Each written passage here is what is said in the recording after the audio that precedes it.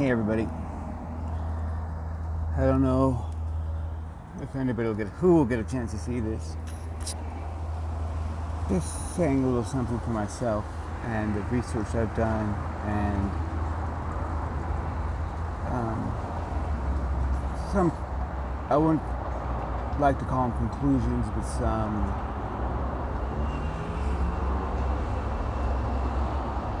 let's just go ahead and for now say closest thing to conclusions one can get to in this life, because knowing truth and being certain of a thing may be an impossibility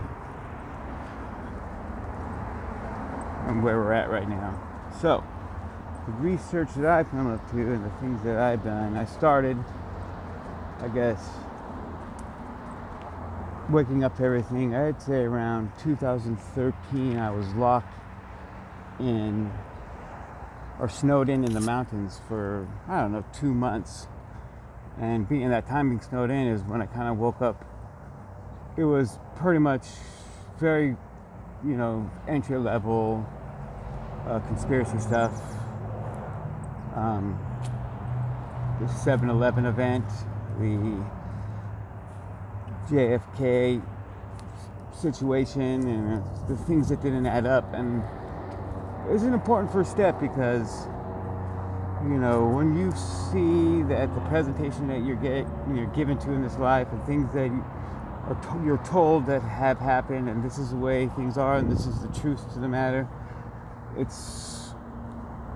and you see major flaws with that, and you realize that you lived your life accepting these things just because you were told that they were true. And that's disappointing to realize that you accepted so many things. And you come to the question, is like, how many more things have I just accepted? And I realize now that is by design. We are taught or programmed or even brainwashed to conduct ourselves this way, to believe things this way, to believe authority and not question it, because it's coming from an authority figure, it's coming from a history book, and this is what you're told, and it's confirmed by other sources, so you think that it's true, and you don't critically think to the subject. So once that happened, I started critically thinking other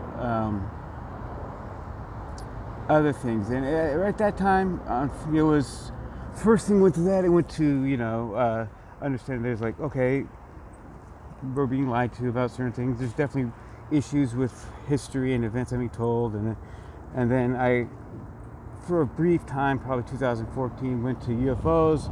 I think Ancient Aliens was on at that time, and I liked the history in it, and some things kind of rang true or definitely interesting. Advanced technology in the past, kind of something about it rang true, but the alien thing, it never resonated with me. Unfortunately for me, that was a very brief period, because right after that, I say 2015, I came upon Eric Dubé's stuff on flat Earth. I actually even bought his book, Atlantic Conspiracy, then, and even that was crazy to think that. Before that, I studied space in college. I studied astronomy. I studied, I bought into the science of it. I was curious. I was excited that potentially maybe one day we would actually travel someplace in the solar system. And this is 2015, and once again, oddly enough, I was snowed in the mountains for a month when this happened, and just got time all the time to digest these flat Earth. A very small amount of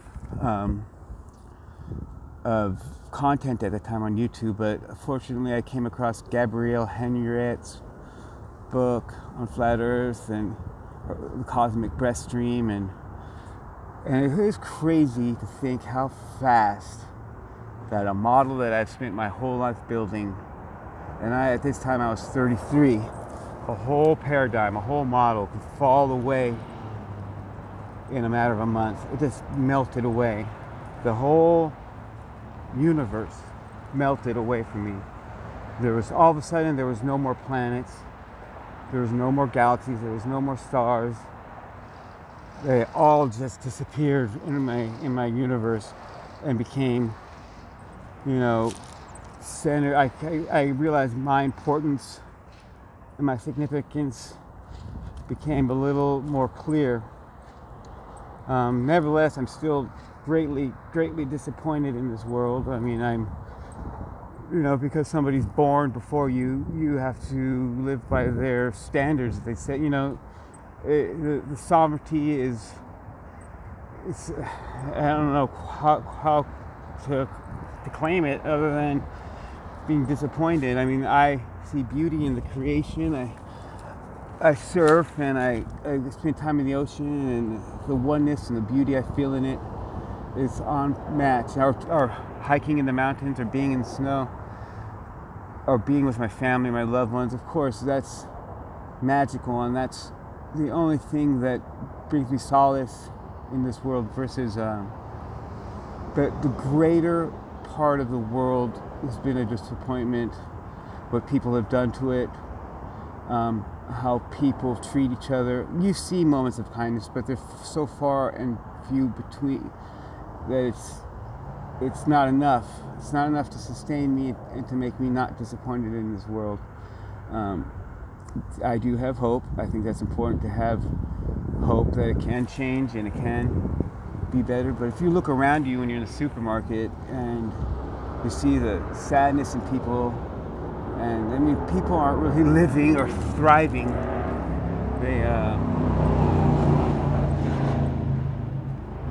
They're not happy. It's not, happiness isn't the goal, or joy. I mean, there's no contempt. There's no peace. People haven't found peace, and they haven't found something to make them inspired. It's a survival world at the moment, and this is another thing that came. I've come to realization after the Earth became not necessarily flat, but it became not a globe, and spaces appeared. History was next, and what happened was it was obvious to me that history was got to be alive, because right in front of my eyes, I saw the violence in schools and the things that they were presenting as happening, and the major flaws with it. And in real time, you could see that something that might not be presented as the way it is, or as a stage, because I used to direct plays, and I know when somebody's acting. I know when somebody's nervous in front of camera. I know when somebody is putting you on, or I could tell better than the next person, and I could see it. It's clear, and it rings true. And in real time, I said, this is being written down in the history books, and I know it's a lie. So, how long has this been going on? Every event, I would imagine. And this is part of human nature, because we are flawed, and our things that we record and create will be flawed. We can seek perfection, but very few have the discipline to apply themselves to it, and it's not an aim in our society to be. And I don't know necessarily say it should be, but that means our recording of facts, our recording of things that have happened will be skewed, will be flawed. So what are we left with? To me, the Bible has, through this whole journey, has been proven true at times. And my dad told me this. He said, when you read the Bible, when you study the Bible, know it's written by man, and know that it's not perfect, but the Word of God is in there, and be filled by the Holy Spirit when you read something true, when you feel, it's kind of like, this is going to be for somebody who's not into religion or anything like that, just like your instinct, it clicks, let's say. So when you read something and it clicks, it resonates with you, and you can sense that's closer to the truth, or the truth, if it's possible, like I said, on this plane, that you can take that better than being told anything, something that resonates or clicks. So you got to let your Holy Spirit or your instinct guide you. I've come to find. So now history's a lie. Unfortunately, when I discovered, that the recording of history is not right, that's when the mud flood stuff came out, and I started seeing that, and I even saw it in parts of California that I couldn't believe it. I was like, no way, and I could see it, and I could think about the logistics of actually having to build something like that, and I was thinking, I worked on when I was in college, I worked on decking and stuff like that, and how long it took 5 to 10 guys to do something like that. I couldn't imagine. And that's with us having logistics, somebody else making the bricks and somebody else, getting the raw materials for us. All we had to do was pick it up. But if we had to do all that ourselves from square one, how long that would take. This is what brought me to the thought I had today, and why I decided to go make a little video today for anybody who decides to hear it. I doubt that. I mean, I don't promote my channel or anything, and I'd say I'm a part of the Flat Earth community, the Tartarian, even though I think it's more of a Russian horde, more flamenco. But I mean, that's some stuff I'm still gathering research on. But what rang true to me today is I was thinking and looking at the buildings behind me here. If you look real quick here, I'm on the side of a big concrete building here. So I think this is the back of a Walmart. I have my dog right here. I'm walking. Who knows where he's at? But what rang true to me today, I was like, had a thought, and this is a thought that I think I've had before, but I haven't actually said it or wrote it down. I thought I should share it with you guys today. The buildings that we live in and we use today, they reflect our time span, our lifespan. So let's say I see this Walmart here, I would say it would last 70 to 100 years. I could say maybe less, but it's a concrete, maybe some brick structure. It might last a good 50 to 70 years, and that's a lifetime. That's our current lifetime, which is a damn shame, because and there's really very little you can get done with that amount of time. But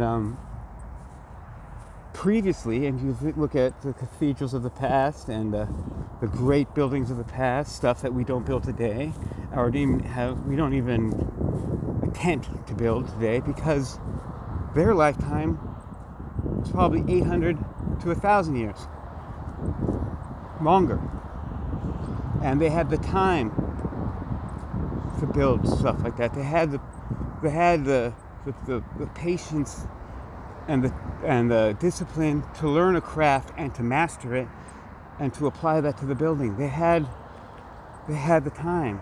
They had the time to find the best materials. They had, and I would think that some of the stuff that they used for the healing, I think they did a lot of sound healing and used the resonance of the earth to heal, because they did live longer, and their bodies, probably stronger than ours, would need more attention to healing, being alive longer, and so the stuff that they used, like inside those churches, we call churches, but the resonances that they created, the energy that they created, and the healing, they needed it. We don't live long enough to need that type of healing, unfortunately. And I don't know if this is a product of where we're at, in the earth, or if it's the you know, if the earth is slowly devolving, and we were once big, and if the earth was alive, I mean, if the earth was complete, if you see the earth as, let's say, a giant being, right, who fell down and died, right, and then from him sprang like a fractal, smaller versions of him, but those were giants to us. And then they died, and they made the mountains, and from them came a smaller version of that, and that's still giants to us. I mean, this is just a far out theory, but potentially think of that the earth is slowly devolving and the life forms on it are devolving, even though they are reflective and in the image of the prior being, you know. So that's just a far out theory, but and I got that because some of the mud fossil stuff, I thought if the earth is alive, I saw one channel, I can't remember, but she claimed that there's no inorganic material on earth. Everything was once organic. And if you think that, it's pretty far out thinking, but I'm just posing this to you guys to think about.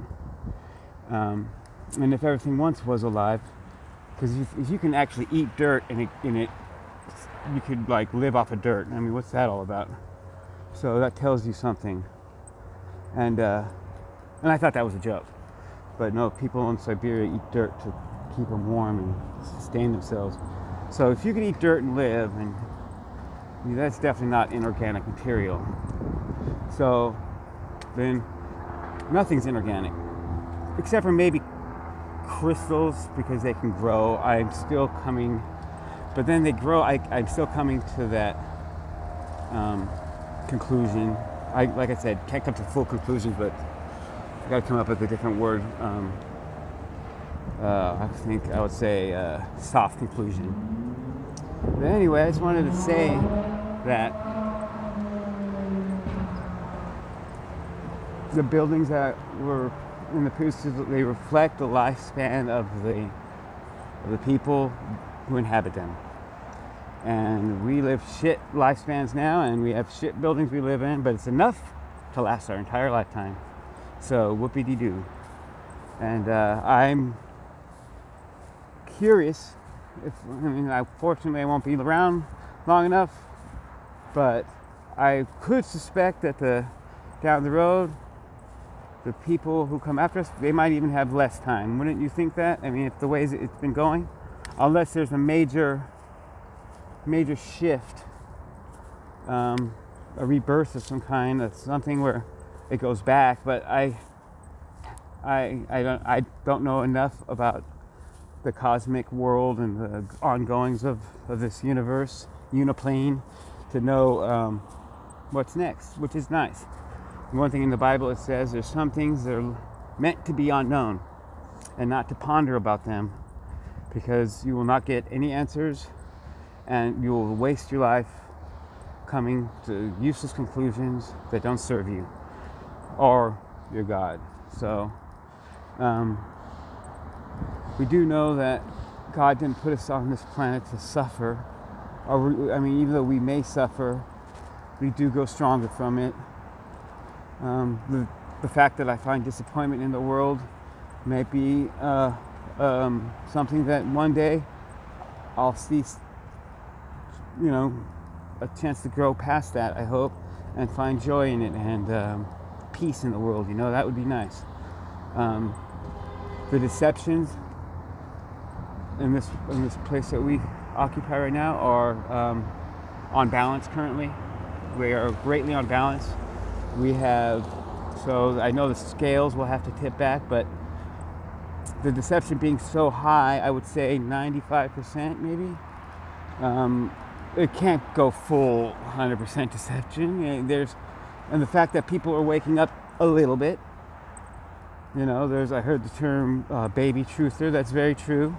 There are baby truthers, and that's okay. That's the best thing, because baby truthers are people I can relate to and talk with. And I'm not saying I'm better than a baby truther.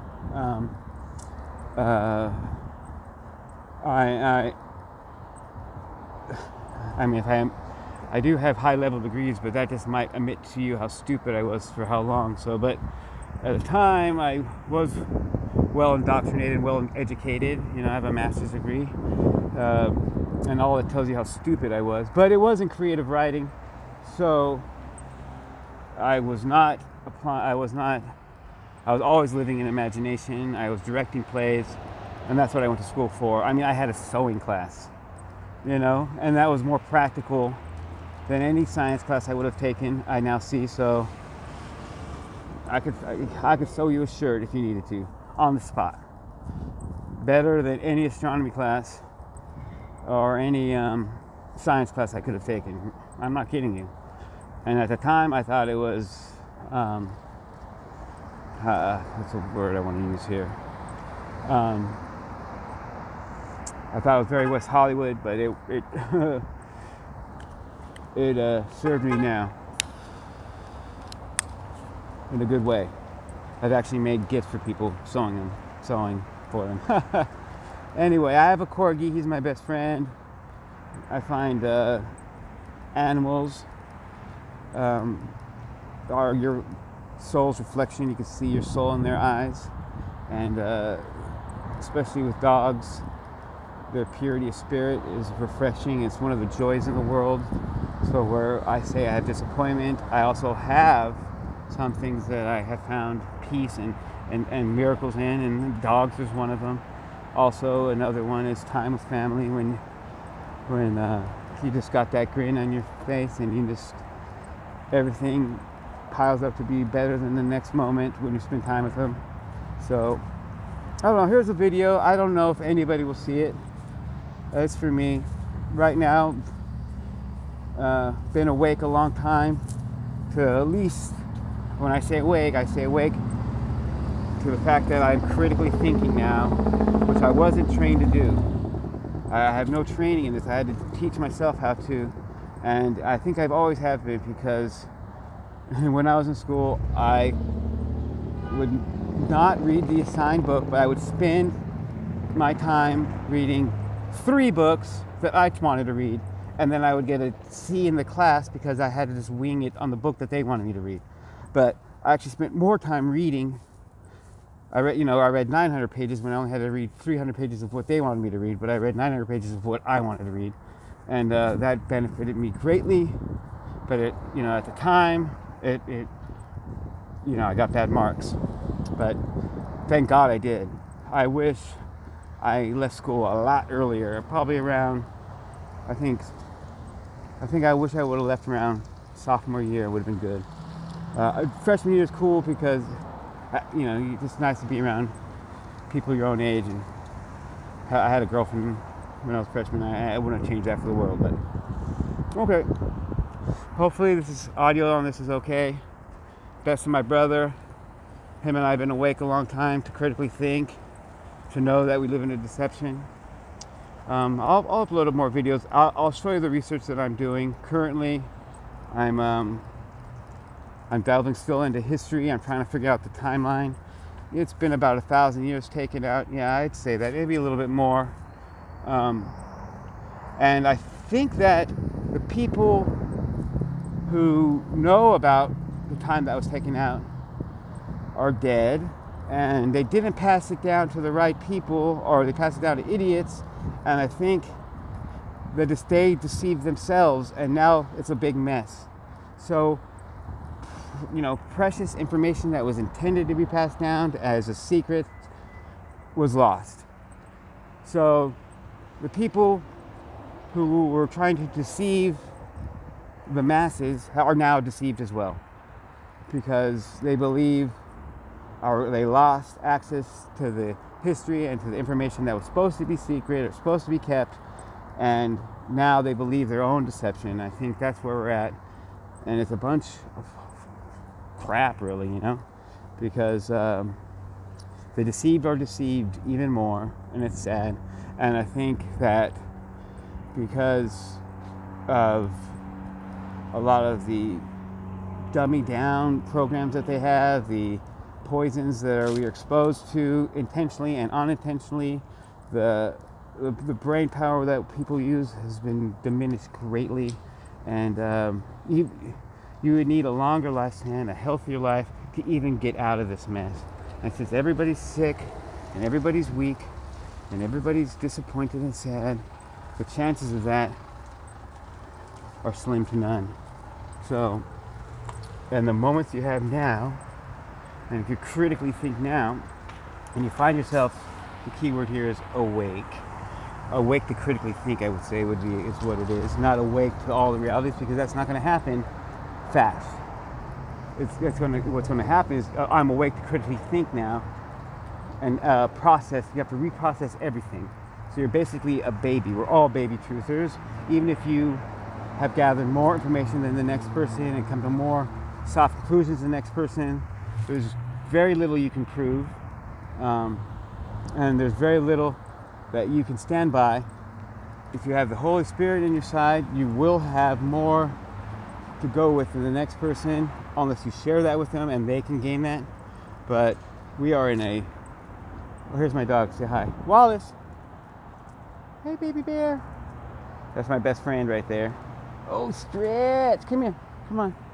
So, did you guys see him? Oh, there he is. Say hi, Wally. Hi, Wally. Okay, that's Wallace. He is the homie. We're gonna run on this grass right here. But okay, 26 minutes. If you want to listen to somebody blab, you just can listen and just listen. Tell me what you think. Hopefully, you get some spirit, and I pray for those who listen to this to have inspiration, and you make sure you share peace and have mercy on people and give people a second chance. And when you give them a third chance, make sure you do that with instruction and clear communication, so they know exactly what you expect of them. But don't do it with any malice or anger, because there's enough of that in this world. You don't need to put any more of that into this world. What we need is mercy and peace and kindness, and we need patience. Help people wake up to things. I find that, if somebody's really struggling, the generation of my dad, who surprisingly is willing to, listen to a lot of things that I have to share with him, but he is heavily programmed, Flash Gordon type dude. I mean, space was shoved down his throat, and I actually got him thinking. The Bible cosmology is what helped him. But more of the obvious thing, the moon landings. Try the Van Allen radiation belts. How the hell can anybody get through those and survive? Try some of the baby stuff to somebody and get them to critically think. Tell them, and set the expectation for them. Say, if you want to think like I think or understand me better, I want you to critically think about what I'm critically thinking about, and you don't have to entertain it as truth, but I want you to drop your other model and other things that you've been taught, and I want you to try to entertain this as something that is true, and I want you to research the facts, and I want you to be able to tell me them instead of just cognitive dissonance and put them down right away. I want you to be able to, have knowledge on the subject and be able to communicate with me on what I'm thinking about. And then after they actually critically think about something and they come to their own soft conclusions that it's not true, then that's at least they critically thought something. But generally I find with the flat earth, with history as a lie, if somebody spends the time to critically think about these subjects, that they will come to the same conclusions you did too, and the more we do that with people, the better, because right now I have nobody to talk to. I have nobody in my life except for my brother, which is dope, but he is far away, and but I have there's nobody on the same, and it's very lonely, nobody on the same plane as me, that I'm around. On the internet, yes, but that's another disappointment, because I crave human contact, I like being with other people. I like sharing experiences with them. And there's very, very large limitations when it's just over a horrible phone, which I loathe. But at least it gives me access to you guys, so it's not all bad. Majority bad, scrying here. But okay, I'm gonna upload this. Hopefully I didn't say any bad words. And peace to you all. Love and mercy. And as I get through some critical research, which I plan on doing, I have a bunch of videos.